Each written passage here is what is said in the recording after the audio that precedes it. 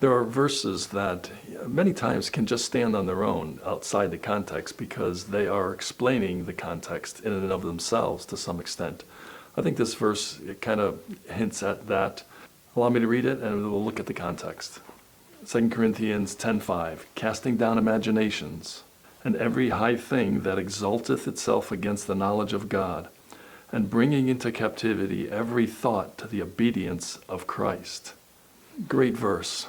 Obviously, it shows the responsibility that we have to control our minds, our imaginations, our thoughts to the obedience of Christ. Let's look at the verses around it. Verse 3 says, for though we walk in the flesh, we do not war after the flesh. For the weapons of our warfare are not carnal, that's flesh, but mighty through God to the pulling down of strongholds, casting down imaginations and every high thing that exalteth itself against the knowledge of God, and bringing into captivity every thought to the obedience of Christ, and having in a readiness to revenge all disobedience when our obedience is fulfilled.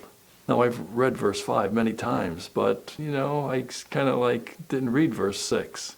But look at what it says.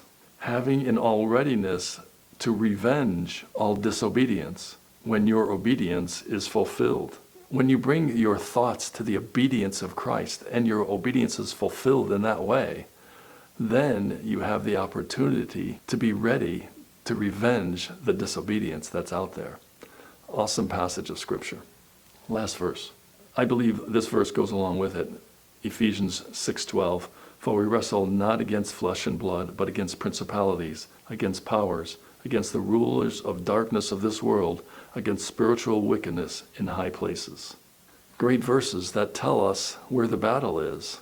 It's one of our mind that we keep in mind that it's our mind. It's not a flesh thing that we war after, but against principalities and powers in high places.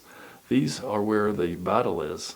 Unfortunately, we take it on each other, which is really not a good thing. Let's keep our hearts and minds centered on the obedience of Christ and cast down all the imaginations that are evil out there. And we can do that better if we keep our eyes and ears from the trash that we see on the TV, on the internet, and so forth. Thanks for your time. You have a good day.